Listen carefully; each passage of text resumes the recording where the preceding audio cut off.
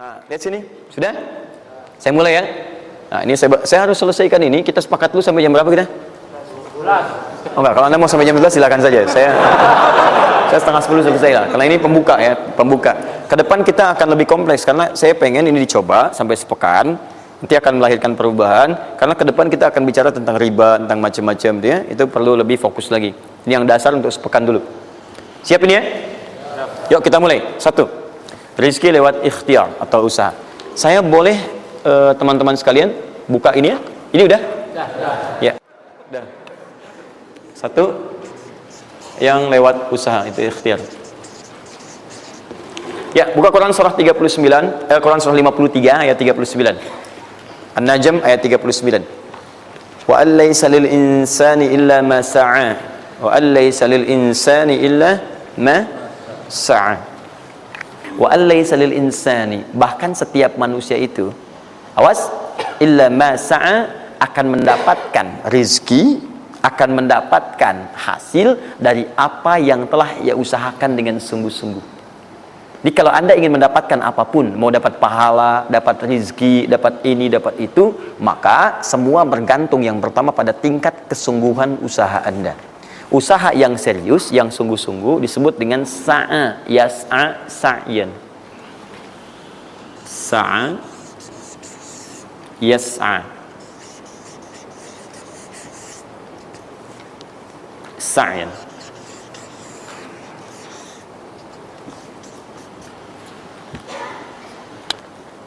Ini sa'a, yas'a, sa'yan tidak disebutkan dalam bahasa Arab kecuali menunjuk satu usaha yang sangat serius, sungguh-sungguh.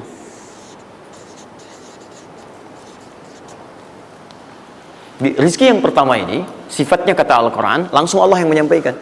Kalau Anda mau mendapatkan rizki itu, baik yang sifatnya materi, uang, rumah, mobil, pakaian, makanan dan sebagainya, maka Anda mesti serius usaha.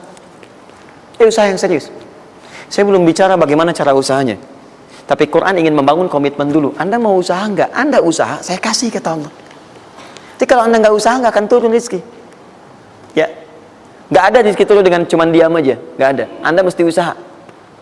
Saat saya berada di Mesir, ada 2 mahasiswa itu saling, mereka paham Quran.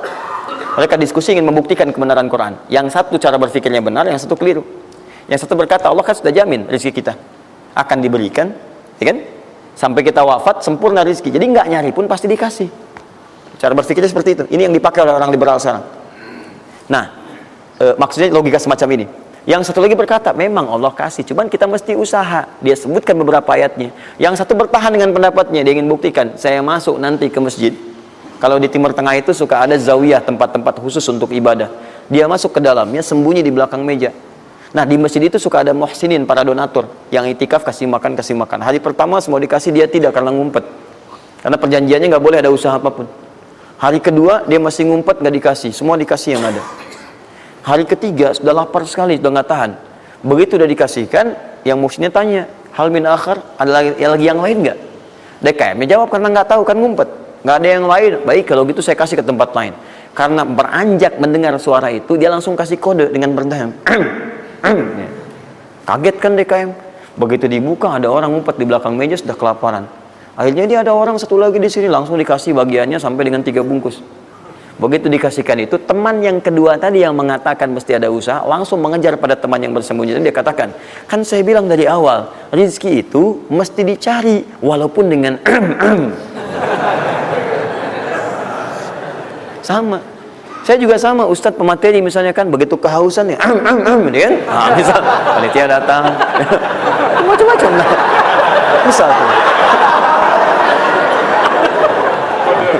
Enggak, itu contoh. Saya nggak biasa ceramah sambil minum. Ya.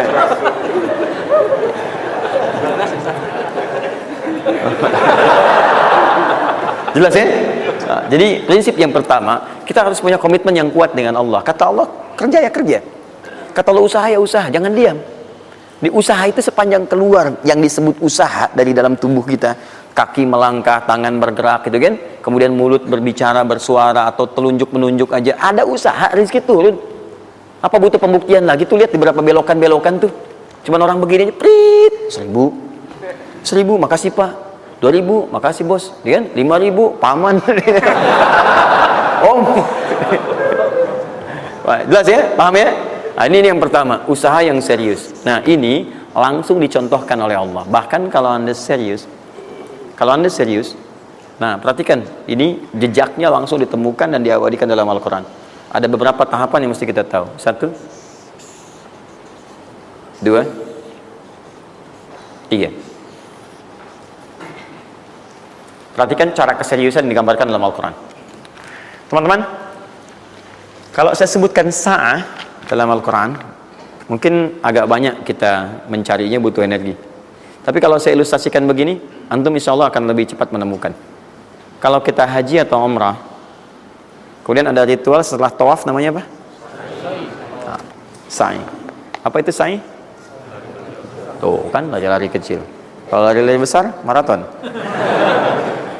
Kan sudah saya tuliskan di atas. Sa'i itu kan dari sini tulisannya. Ya. Dari mana sa'i itu? Safa ke Marwah. Ya, buka Quran surah kedua ayat 158. Paling kiri di pertengahan.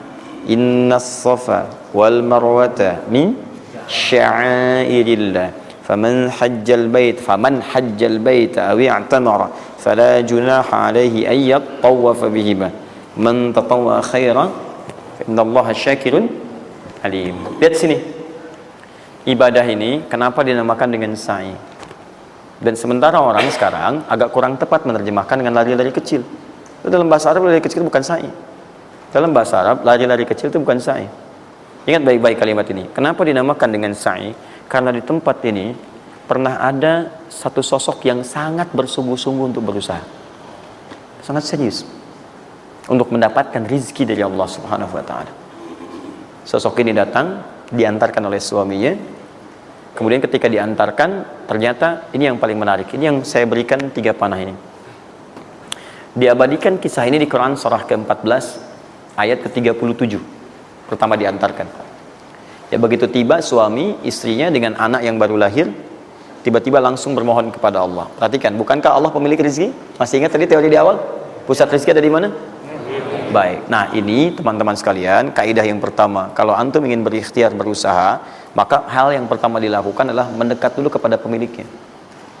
Mohon minta kemudahan, minta petunjuk, minta kenyamanan, minta keberkahan. Itulah sebabnya sebelum kita berangkat, kita sholat dulu. Sholat subuh, sholat fajar, menghadap, usahakan. Makanya Nabi setelah selesai sholat, selalu meminta kepada Allah diberikan petunjuk mendapatkan rezeki. Ya, yang di Ibnu Majah hadis 925 itu, Allahumma inni as'aluka ilman nafi'a wa rizqan thayyiba wa amalan mutaqabbala. Minta. Kalau dalam bahasa kita, ya Allah berikan saya hal yang bermanfaat, ilmu bermanfaat dan rezeki terbaik di hari ini. Minta.